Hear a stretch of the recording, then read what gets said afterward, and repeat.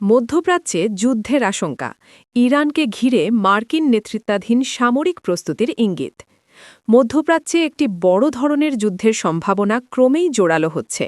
সাম্প্রতিক সামরিক তৎপরতা ও কৌশলগত মোতায়েন বিশ্লেষণ করে সংশ্লিষ্ট সূত্রগুলো বলছে, যুক্তরাষ্ট্র ও তার মিত্ররা ইরানকে লক্ষ্য করে পূর্ণ সামরিক প্রস্তুতির দিকে এগোচ্ছে। বিশ্বস্ত সূত্রের বরাতে জানা যায়, ২০২০ সালের জানুয়ারি থেকেই আমেরিকা ও ইসরায়েলের পক্ষ থেকে ইরানে হামলা এবং খোমেনি শাসনের অবসান ঘটানোর পরিকল্পনা নিয়ে আলোচনা চলছিল। সে সময় বিশ্বজুড়ে করোনা ভাইরাসের ভয়াবহ পরিস্থিতির মধ্যেই এই সংক্রান্ত বিভিন্ন তথ্য সামাজিক যোগাযোগ মাধ্যম ফেসবুক ও ইউটিউবে শেয়ার করা হয়। ওই সময়ে সূত্রগুলো প্রায় নিশ্চিতভাবেই জানিয়েছিল, ২০২৪ সালের ডিসেম্বরের শেষ সপ্তাহে ব্যাপক হামলার মাধ্যমে ইরান সরকারের পতন ঘটানোর চেষ্টা চালানো হবে। পর্যবেক্ষকদের মতে, সেই সময় নির্ধারিত পরিকল্পনা বাস্তবায়নে সামান্য বিলম্ব হলেও সামগ্রিকভাবে ঘটনাপ্রবাহ মাত্র ৫-৬ সপ্তাহ পিছিয়েছে বলে মনে হচ্ছে। কাতারে ব্রিটিশ যুদ্ধবিমান মোতায়েন। সর্বশেষ তথ্য অনুযায়ী কাতারের আল উদেইদ বিমান ঘাঁটিতে ব্রিটিশ রয়্যাল এয়ারফোর্সের ১২তম স্কোয়াড্রনের টাইফুন ফাইটার জেট মোতায়েন করা হয়েছে।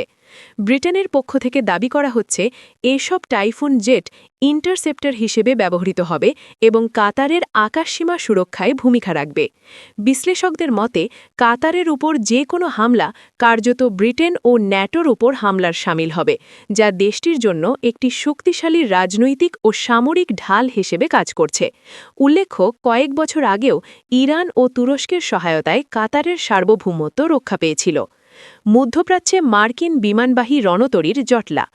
এদিকে যুক্তরাষ্ট্র মধ্যপ্রাচ্য, আরব সাগর ও ভারত মহাসাগর অঞ্চলে দুটি বিমানবাহী রণতরী এবং তাদের সঙ্গে থাকা স্ট্রাইক গ্রুপ মোতায়েন করছে। রণতরীগুলো হল USS Abraham Lincoln, USS Theodore Roosevelt. USS Abraham Lincoln একটি নিমিটস শ্রেণীর সুপার নিউক্লিয়ার বিমানবাহী রণতরী। নির্ভরযোগ্য সূত্র জানায়, সম্প্রতি রণতরীটির একটি অংশ মালাক্কা প্রণালী অতিক্রম করেছে। সাধারণত একটি স্ট্রাইক গ্রুপে বিমানবাহী রণতরীর সঙ্গে ৩ থেকে ৪টি গাইডেড মিসাইল ডেস্ট্রয়ার থাকে, যেগুলো প্রয়োজনে ১৫০০ কিলোমিটার দূরের লক্ষ্যবস্তুতে টমাহক ক্ষেপণাস্ত্র নিক্ষেপ করতে সক্ষম।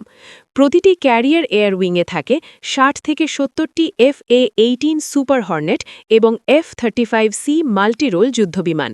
দুটি ক্যারিয়ার মোতায়েন থাকায় একসঙ্গে F-18 এবং F-35 উভয় ধরনের যুদ্ধবিমান ব্যবহার করা সম্ভব হচ্ছে। পাশাপাশি রয়েছে মার্কিন নৌবাহিনীর এয়ারবর্ন কমান্ড ও কন্ট্রোল বিমান, যা শত শত কিলোমিটার দূর থেকে আকাশে শত্রু বিমান ও ক্ষেপণাস্ত্র শনাক্ত করে তাৎক্ষণিকভাবে যুদ্ধবিমান ও নৌযানে তথ্য সরবরাহ করতে পারে। জর্ডান ও দিয়েগো গার্সিয়ায় যুদ্ধ প্রস্তুতি। এদিকে জর্ডানের মুয়াফফাক আল সালতি বিমান ঘাঁটিতে প্রায় ৩৮টি F-15 স্ট্রাইক ইগল যুদ্ধবিমান অবস্থান করছে, যেগুলো ইরানে আক্রমণের জন্য প্রস্তুত রাখা হয়েছে বলে জানা গেছে। অন্যদিকে ভারত মহাসাগরের মাঝখানে অবস্থিত দিয়েগো গার্সিয়া দ্বীপে যুক্তরাষ্ট্রের শক্তিশালী মার্কিন ঘাঁটিতে B-1B ও B-2 স্টেলথ বোমারু বিমান মোতায়েন করা হয়েছে। এগুলো সাধারণ ফাইটার জেট নয়, বরং কৌশলগত ভারী বোমারু বিমান, যা দীর্ঘ পাল্লার বিধ্বংসী হামলা চালাতে সক্ষম। ফেব্রুয়ারির প্রথম অর্ধে যুদ্ধের আশঙ্কা। বর্তমান সামরিক মুভমেন্ট ও কৌশলগত অবস্থান পর্যালোচনা করে বিশ্লেষকরা মনে করছেন, আগামী ফেব্রুয়ারির ৩ থেকে ১০ তারিখের মধ্যে সংঘাত শুরু হওয়ার সম্ভাবনা অত্যন্ত বেশি। প্রাথমিকভাবে যুক্তরাষ্ট্র ভেনেজুয়েলা স্টাইলের একটি অপারেশন চালানোর চেষ্টা করতে পারে, তবে সেটি সফল না হলে দীর্ঘমেয়াদী ও পূর্ণ শক্তি প্রয়োগ করে যুদ্ধ চালানোর প্রস্তুতি নেওয়া হচ্ছে। গুরুত্বপূর্ণ সূত্রগুলোর দাবি, তুরস্ক, সৌদি আরব, সংযুক্ত আরব আমিরাত, কাতার সহ একাধিক আরব দেশ থেকে যুক্তরাষ্ট্র ইতিমধ্যেই গ্রিন সিগন্যাল পেয়েছে। ভয়াবহ পরিণতির আশঙ্কা। বিশেষজ্ঞরা সতর্ক করে বলছেন, এই যুদ্ধ সহজ হবে না। এতে প্রাণহানি ব্যাপক আকার ধারণ করতে পারে এবং সংঘাত দীর্ঘস্থায়ী হওয়ার আশঙ্কাও রয়েছে। যদিও চীন, রাশিয়া ও উত্তর কোরিয়া গোপনে ইরানকে সহায়তার চেষ্টা করতে পারে, তবে তারা সরাসরি ইরান পক্ষে যুদ্ধে জড়াবে এমন সম্ভাবনা তুলনামূলকভাবে কম। আল্লাহ না করুক যদি পূর্ণাঙ্গ যুদ্ধ শুরু হয়, তাহলে ইসরায়েল, ইরান সহ মধ্যপ্রাচ্যের অধিকাংশ দেশের প্রধান শহরগুলো মারাত্মক ধ্বংসের মুখে পড়তে পারে এবং একই সাথে বৈশ্বিক অর্থনীতিও অনবিংশ সংকটে পড়ার আশঙ্কা রয়েছে।